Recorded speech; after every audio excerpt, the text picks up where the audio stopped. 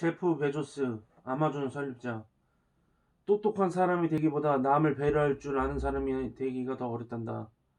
너도 언젠가는 알게 될 거야. You learn on day that it's much harder to be kind and clever. 세계 최대 온라인 서점 아마존.com의 회장, 프린스턴대에서 전자공학과 컴퓨터공학을 전공한 그는 금융기관에 입사해 투자 관련 컴퓨터 시스템을 개발하기도 했다.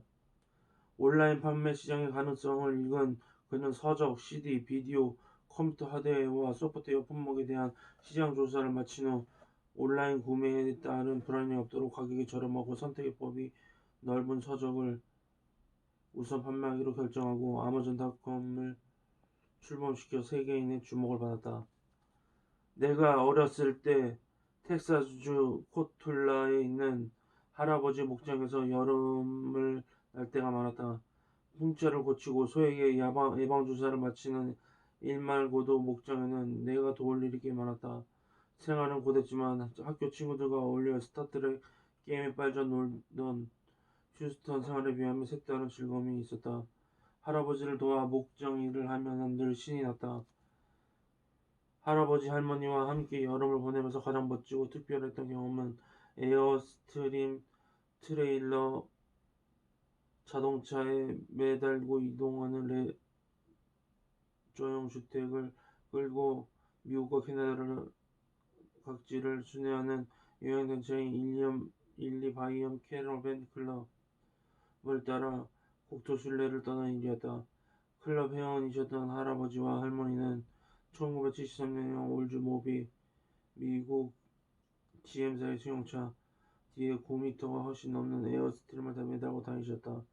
우리는 몇 년에 한 번씩 300대가 넘는 에어스트림 트레일러에 대열에 참가했다. 내가 할아버지의 소중한 교훈을 들은 것도 바로 그 여행길에서였다.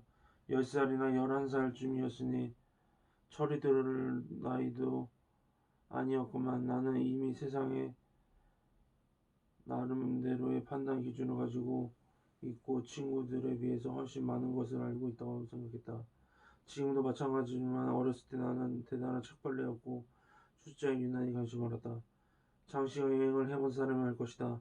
아무리 책을 많이 싸들고 오고 차장 밖으로 보이는 풍경이 아무리 환상적이어도 또 동행한 사람들과 끊임없이 즐거운 이야기를 나누어도 혼자 할 일 없이 생각에 빠질 수 있을 만큼 가도 길은 끝나지 않는다. 나는 이렇게 남는 시간에 지금까지 여행하면서 자동차 가스가 얼마나 달았는지 또 여행길에서 사들인 잡다한 물건들의 평균 단가가 얼마나 되는지 등을 계산하면서 보냈다. 한 번은 텔레비전에서 금융 광고를 본 적이 있다.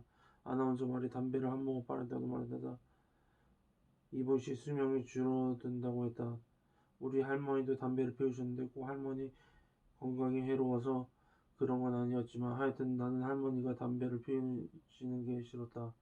아마도 수천 킬로미터 이상을 담배 연기가 자욱한 1973년형 올즈모빌 뒷자리에 앉은 채 여행을 다녀본 어린아이라면 나하고 똑같은 생각을 할 것이다.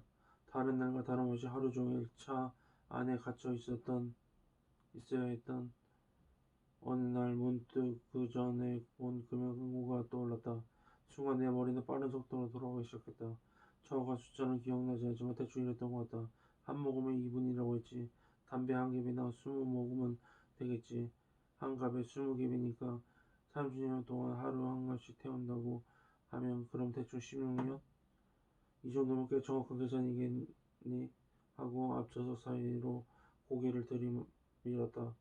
그리고 할머니 어깨를 손가락으로 툭툭 건드렸다.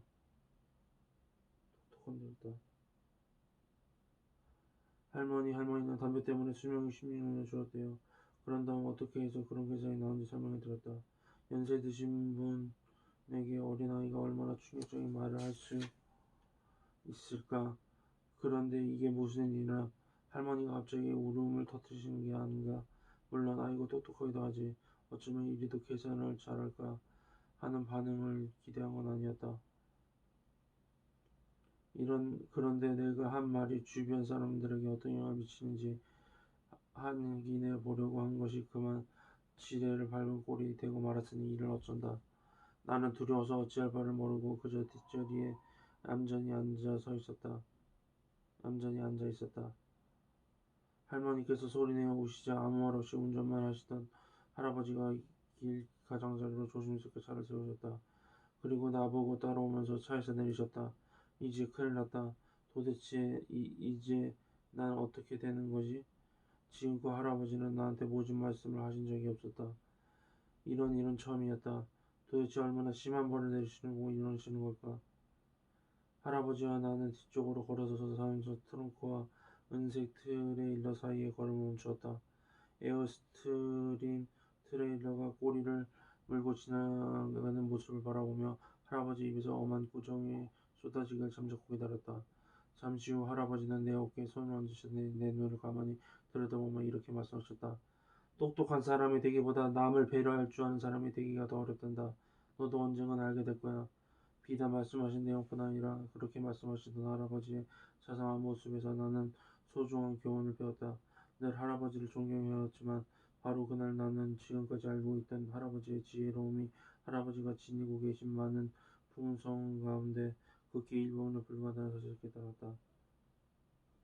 나를 배려하시던 할아버지의 부드러운 모습이야말로 할아버지가 갖고 계신 그 어떤 훌륭한 모습보다도 자랑스러워 보였다. 나는 지금도 그때를 생각하면서 할아버지의 모습을 닮으려고 노력한다. 어때?